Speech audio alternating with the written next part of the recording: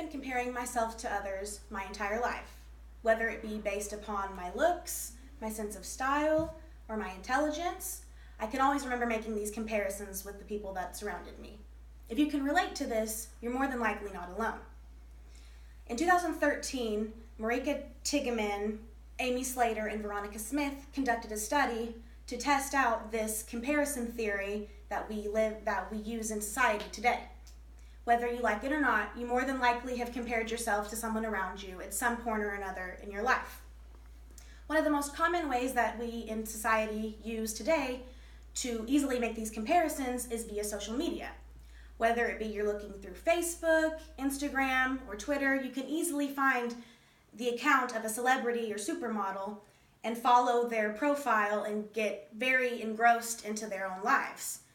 You can become jealous of their lifestyle and even the way they look. In a society that is surrounded by Photoshop today, it's very easy to find yourself not feeling good enough in regards to others. When we make these false comparisons of ourselves, we are therefore altering our reality of ourselves. Today, I will be discussing this theory that we are inclined to make these comparisons of ourselves, and then I will go into the experiment that was conducted testing the theory. So, the social comparison theory was coined by a man named Leon Festinger in 1954.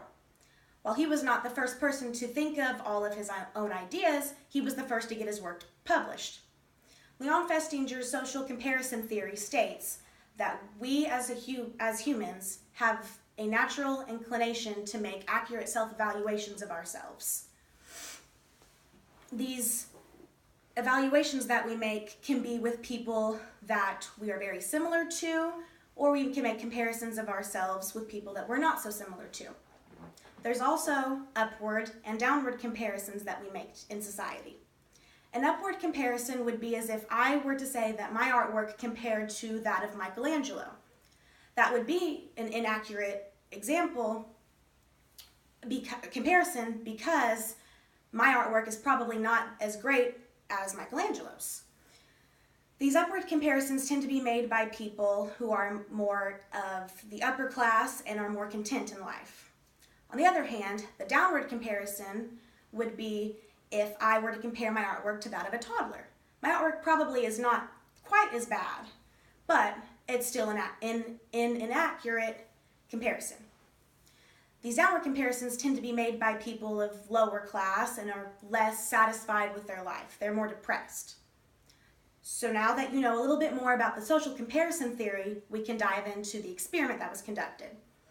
So in the experiment, there was a group of 224 women that were questioned. They were all between the ages of 18 and 30. They were split into two groups, Group A and Group B. Group A consisted of 100 women and Group B was 114. Group A was shown a series of magazines that did not have that were unaltered. They would look like your standard magazine. Group B was given a series of magazines that had these labels on a few of the pictures that said that the picture was not photoshopped.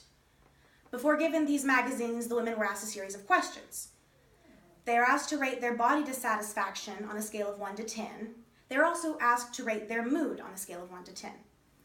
The women were then also asked to rate the relevance that the models had on their life.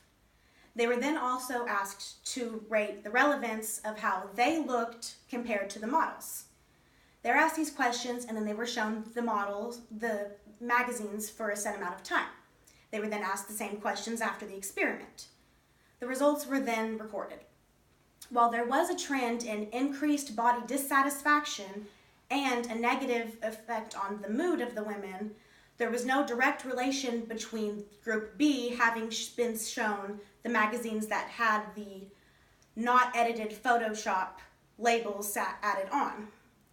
So, while the theory was not proven correct in this specific case, we do see that women today the women in the experiment were less satisfied with their bodies and were in a worse mood after shown the thin ideal models in the magazines. So, Today, we discussed the social comparison theory, and then we dived into an experiment that was conducted over the theory. What you should take away from this today is not that the theory was proven incorrect, but that you should be satisfied with who you are and be content with yourself always.